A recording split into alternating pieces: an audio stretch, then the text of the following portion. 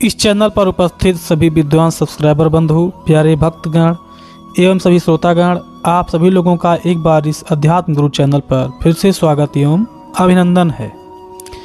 प्यारे भक्तगणों, मैं हूं धर्मेंद्र कुमार तिवारी और आप देख रहे हैं इस चैनल को।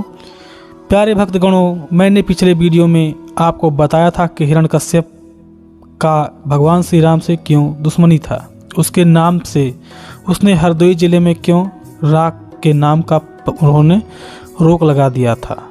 आज हम उससे आगे कथा आपको सुनाने जा रहे हैं, क्योंकि उस कथा को मैंने सुनाया था। अब आज की कथा है कि भगवान श्री राम की माता कैकेयी, जिनके बारे में आप जानते होंगे, जिन्होंने वनवास दिलाया था, उनका पूर्व जन्म में क्या अवतार था, यानी कौन थी, और फिर पूर्व जन्म के बाद कैकेयी के रूप में कैसे उनका जन्म हुआ, इसके बारे में आज हम आपसे सचित्र बात करेंगे। प्यारे भक्तगणों, कथा को शुरू करने से पहले आपसे एक बार फिर से निवेदन करता हूं कि अगर आप इस कथा को पहली बार मेरे चैनल को देख रहे हैं तो कृपया इस चैनल को सब्सक्राइब कर लें। जो सब्सक्राइब लिखा हुआ है वहां पर दबाकर सब्सक्राइब करके घंटी के निशान पर दबाकर ऑल नोटिफिकेशन क्लिक कर दें, ताकि मैं जो भी नया वीडियो बनाऊं तो वह आपके समक्ष में आपके मोबाइल स्क्रीन पर सबसे पहले दिखाई दे। चलिए अब कथा की तरफ चलते हैं, क्योंकि हम आपका ज़्यादा समय नष्ट नहीं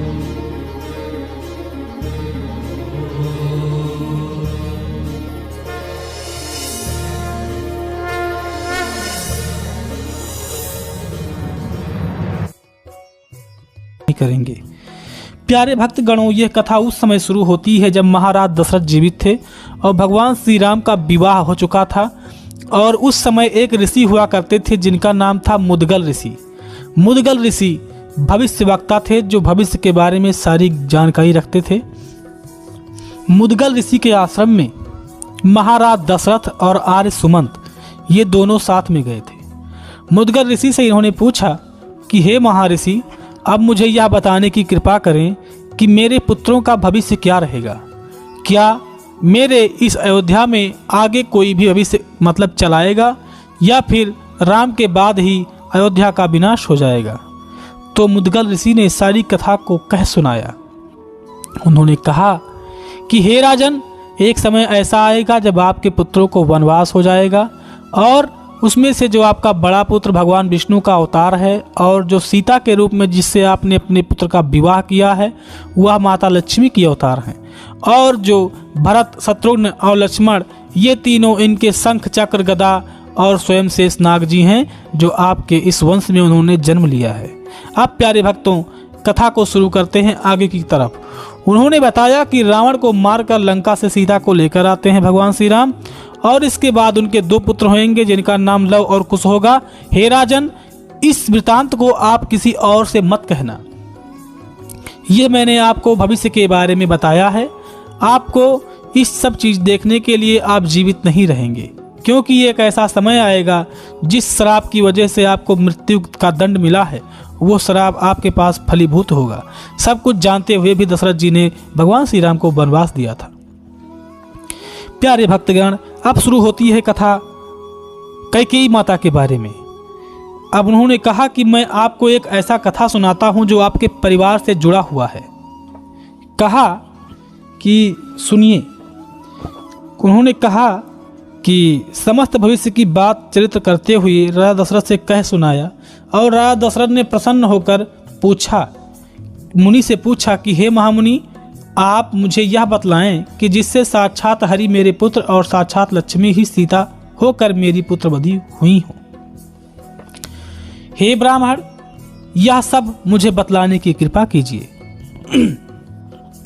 मुनि बोले, हे राजन, सह्याद्रि पर करवीपुर नामक ग्राम में धर्मदत्त नाम का एक धर्मज्ञ ब्राह्मण निवास करता था, जो सर्वथा ही प्रसिद्ध था। वह विष्णुव्रती, सर्वदा विष्णु की ही पूजा में तत्पर रहता था। वह सर्वदा ओम नमो भगवते वासुदेव वाय इस नाम का उस मंत्र का जाप किया करता था।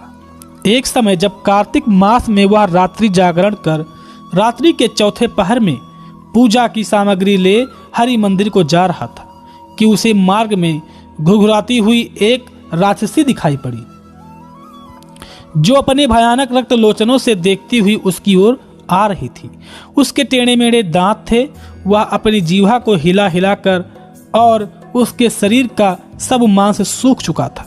वह दीर्घकाया तथा सर्वथा ही नग्न थी, यानी नंगी थी। तब उसे देखते ही वह ब्राह्मण भय से कांप उठे और पूजा की सामग्री तथा जल आदि उसके हाथ से गिर पड़ा और वह उसे मारने लगा और नारायण का नाम ले उस पर तुलसी तथा जल फेंकने लगा।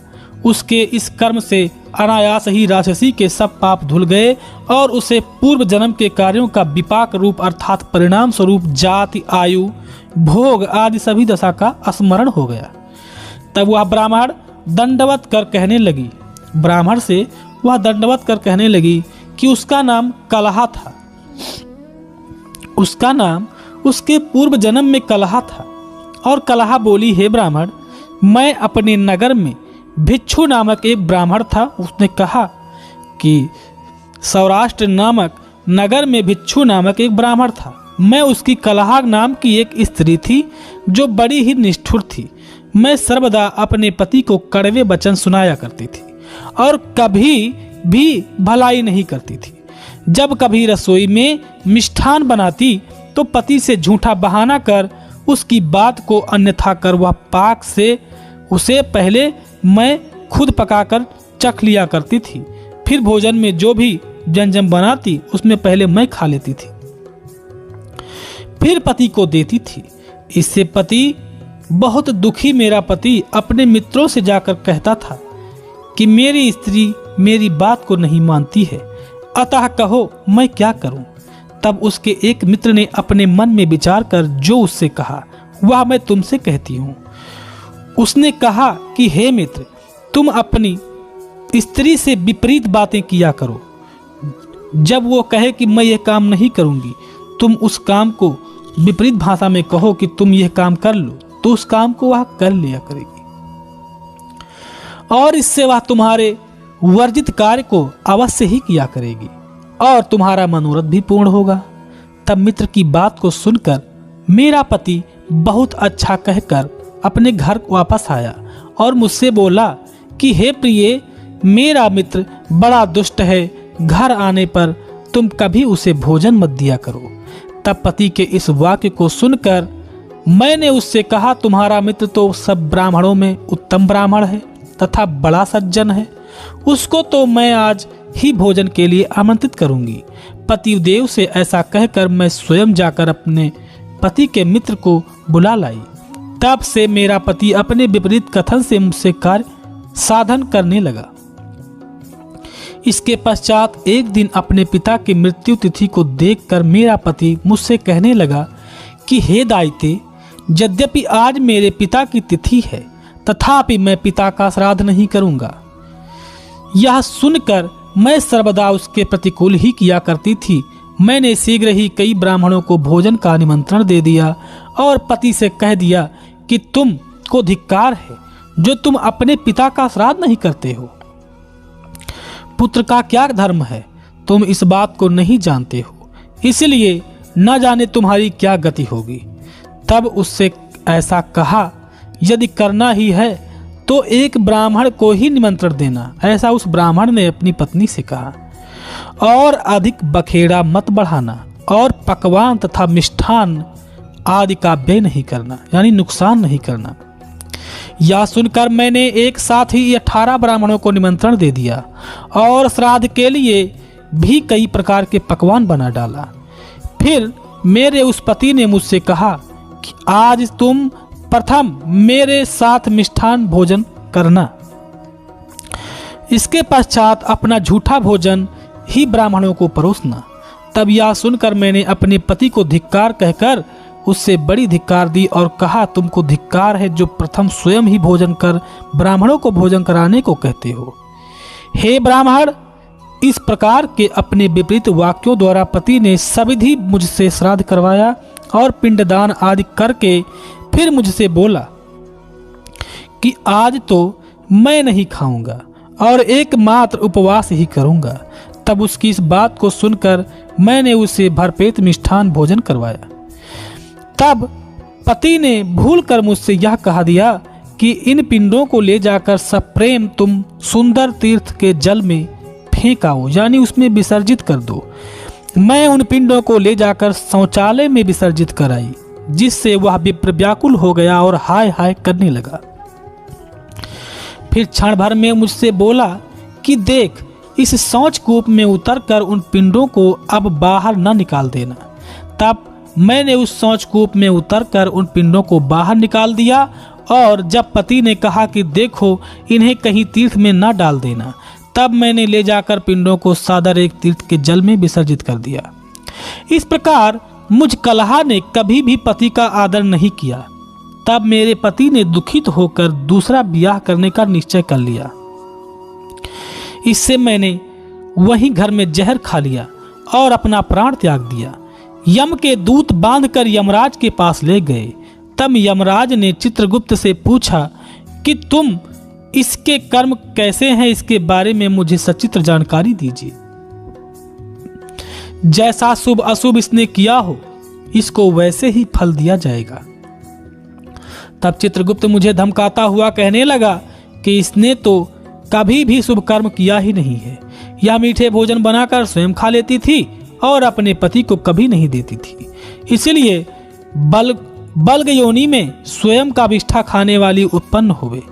उन्होंने कहा कि ये बल्ग योनि में इसको डाल दिया जाए, ये विष्ठा खाएगी।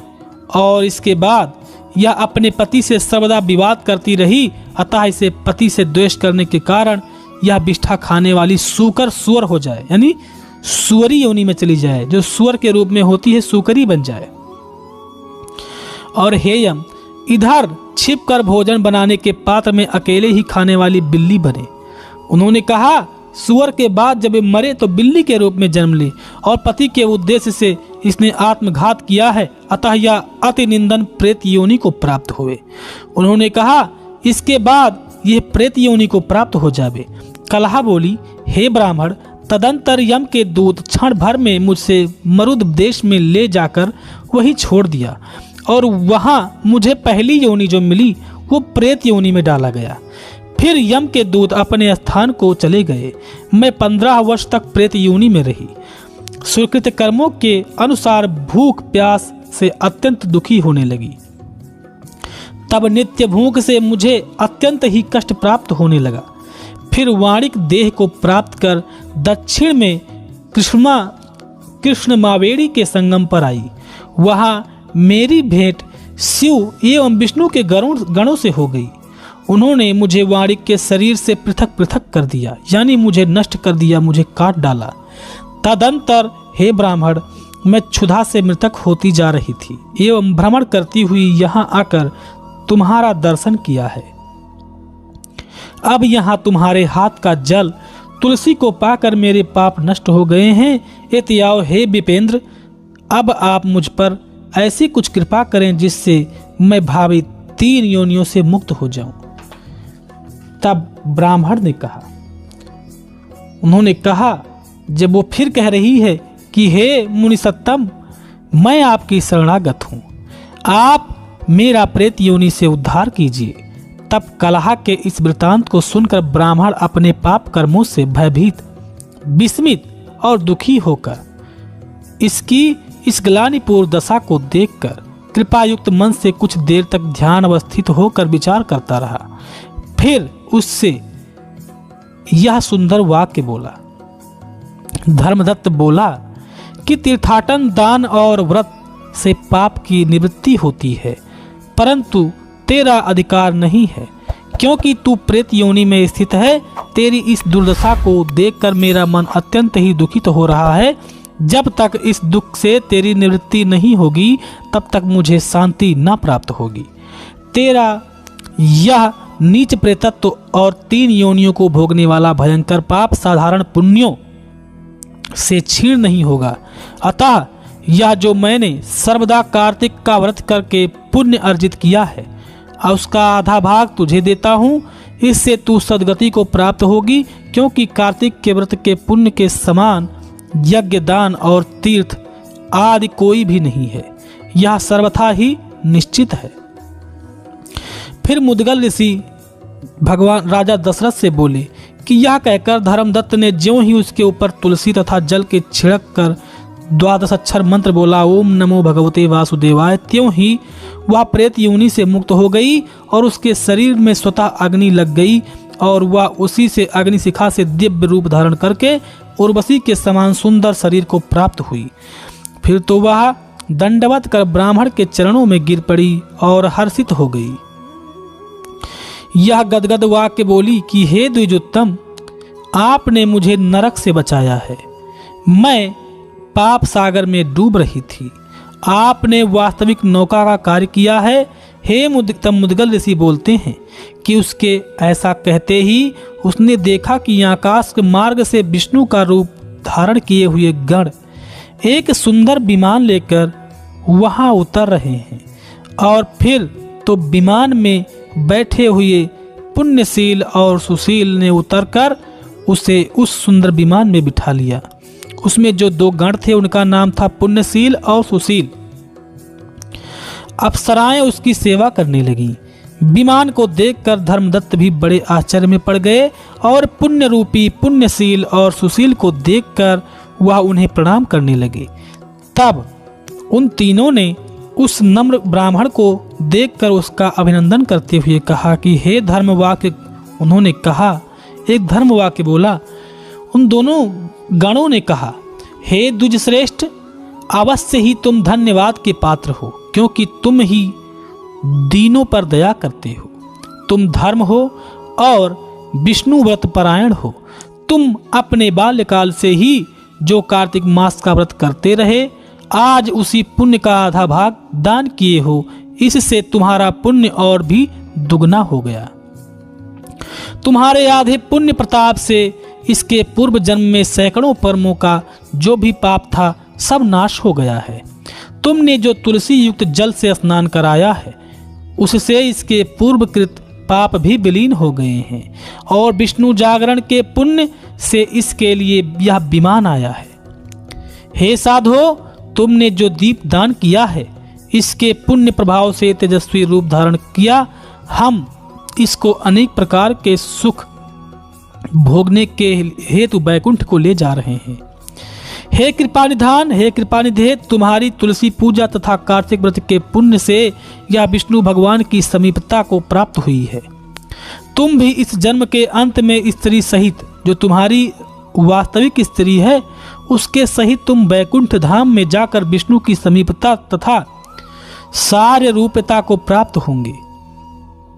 हे धर्मदत्त, वे धन्य बड़े परमात्मा हैं, वो धर्मात्मा और सफल जन्म वाले हैं, जिन्होंने तुम्हारे समान श्री विष्णु जी की आराधना की है। जो मनुष्य सब भक्ति दृढ़ता से श्री विष्णु जी की पूजन करते हैं वे धन्य हैं तथा उन्हीं का जन्म सफल है। विष्णु जी मनुष्य को क्या नहीं देते हैं। पूर्व समय में जब राजा उत्तानपाद ने ध्रुव पुत्र ध्रुव को विष्णु जी के ध्रुव यानी विष्णु जी ने ध्रुव पद पर स्थापित कर दिया तो उसके नाम स्मरण से ही मनुष्य सदगति को प्राप्त हो जाते हैं। जब मगरमच्छ ने गजेंद्र को पकड़ा था तो उसके नाम को स्मरण करते ही वह मुक्त हो गया और सानिध्य होकर वह श्री भगवान विष्णु को प्राप्त हो गया। पुनः वह जय नामक एक द्वारपाल बन गया और ग्रह भी विष्णु का चिंतन कर विजय का नामक एक द्वारपाल बन गया। तुमने भी विष्णु का अर्चन पूजन किया है, अतः तुम दोनों भी स्त्रियों सहित कई सहस्त्र वर्ष तक उनके सामीप्य को ग्रहण करोगे। फिर पुण्य के क्षय होने पर जब तुम पृथ्वी पर जन्म लोगे तब सूर्यवंश में बड़े प्रतापी राजा होगे और तुम्हारी दोनों स्त्रियां तुम्हारे साथ होंगी और तुम श्रीमान दशरथ नाम के राजा होंगे। और उस समय कलहा जो तुम्हारे आधे पुण्य की भागनी है निश्चय ही तुम्हारी कैकेयी नाम की स्त्री होगी, परंतु वहां पर भगवान तुम्हारे सन्निकट ही रहेंगे। वहां देवताओं के कार्यार्थ भगवान स्वयं तुम्हारा पुत्र बनेंगे और राम नाम धारण करके वो तुम्हारे ही परिवार के तुम्हारे ही घर में जन्म लेंगे, जो रावण जैसे महान राक्षस का वध करेंगे और अयोध्या में राज करेंगे। जन्म से लेकर तुमने जो यह विष्णु का प्रसन्नता कारक व्रत किया है इससे बढ़कर कोई यज्ञ, दान, तीर्थ आदि नहीं है।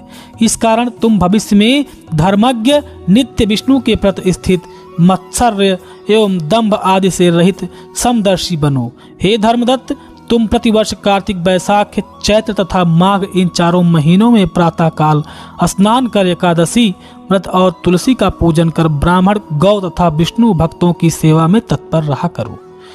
मसूर, सौबीर तथा बैगन आदि का भक्षण करना त्याग दो, क्योंकि ऐसा करने से धर्मदत्त तुम श्री विष्णु जी के परम पद को प्राप्त हो जाओगे। हे विप्रवर, तुम धन्य हो कि तुमने जगत गुरु विष्णु को संतुष्ट कर यह व्रत किया है। तुम्हारे द्वारा किए हुए व्रत से अमोघ पुण्य प्रभाव से हम लोग भी मुरारी भगवान विष्णु की सालोक्यता को प्राप्त हुए हैं।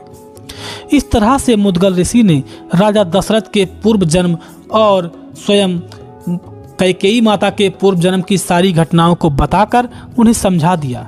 प्यारे भक्तगणों, यह कथा जो है आनंद रामायण में लिखी मिलती है और पद्म पुराण में भी यह कथा मिलती है जो मैंने आपको सुनाया। इसका PDF जो मैं आपको डिस्क्रिप्शन, जो टेलीग्राम का लिंक है वहाँ पर दे दूंगा, जाकर वहाँ से डाउनलोड करके और आराम से आप इसको पढ़ भी सकते हैं जो मैंने सुनाया है। प्यारे भक्तगणों, अब इस कथा को समाप्त करने से पहले आपसे निवेदन करता हूं कि अगर आप इस चैनल पर पहली बार देख रहे हैं, चैनल को सब्सक्राइब कर लें, क्योंकि ऐसे ही ज्ञानवर्धक कथाओं को मैं अपने इस चैनल पर सुनाता हूं। और प्यारे भक्तों, आपसे एक विनम्र निवेदन है कि आप इस वीडियो को लाइक करना बिल्कुल मत भूलें, क्योंकि जब आप लाइक करते हैं तो हमें मोटिवेशन मिलता है और हम जान पाते हैं कथा आपको अच्छी लगी है और आप नई कथा को सुनना इच्छुक हैं। इसलिए वीडियो को लाइक भी करना बिल्कुल मत भूलें।